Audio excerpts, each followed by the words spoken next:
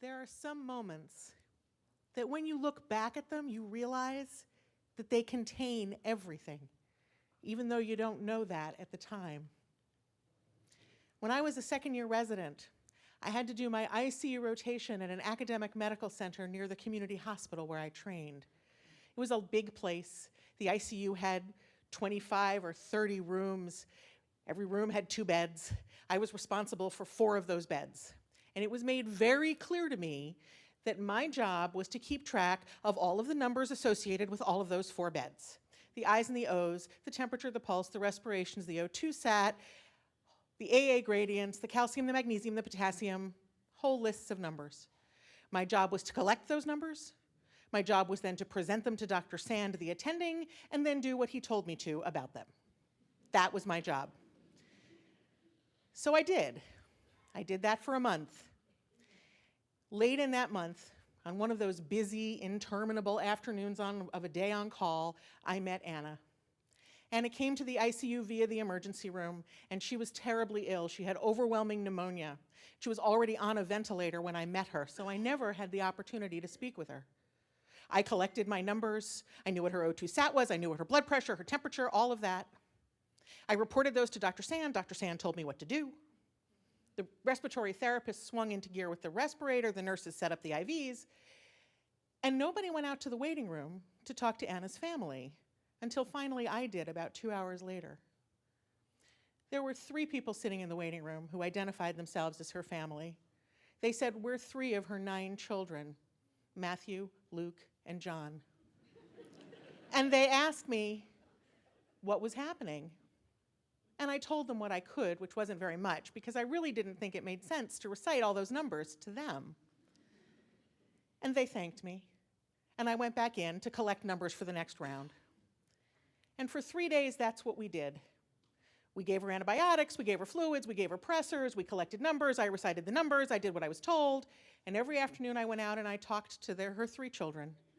Matthew was the eldest, and he spoke for them.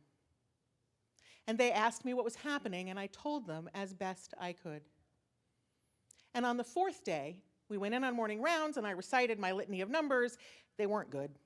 They were bad. They were much worse. And Dr. Sands, who had been standing looking down at Anna, turned his back and looked at me and said, "Get the DNR," and walked out of the room.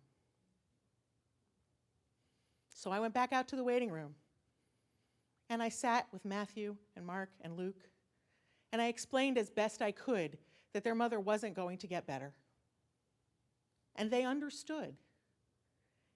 They said that they knew that she wouldn't want to live this way. But then they said there are our 6 siblings, and they're scattered all over the world. Celia's in Okinawa. John is in Japan. They're on medical mission. They're on missions, rather. And we'd like them to come back and be here when our mother dies. We haven't called them yet.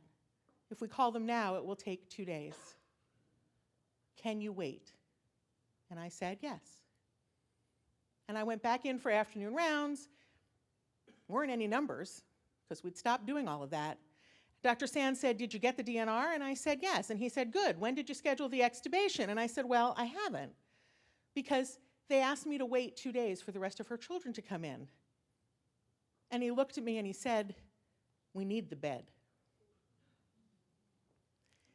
And I said, "There's someone in the bed. And she has 9 children, and only 3 of them are here. And the other 6 are scattered all over the world, and it will take them 2 days. And I gave them my word that we would wait." And he said, "Who said you could do that?" And I said, "It is the right thing to do. I told them we would wait." And he looked at me, and he walked out of the room, but he didn't tell me no. So we waited. And at the end of those 2 days, all 9 of them had come. They came into her room. We had taken off the ventilator. The beeping had stopped, the buzzing of the monitor, all the alarms, everything. And they stood around her bed, and they held hands, and I stood in the doorway. and they began to sing. It was a Christian hymn that I didn't know. And for the first time, I realized that there was a window in that room, high up in the wall, and there was sunlight coming in. And in that moment, I realized that those moments of peace and attention to who is in the bed was more important than anything else I'd ever done. And when I look back now, that is who I am as a doctor. Thank you very much.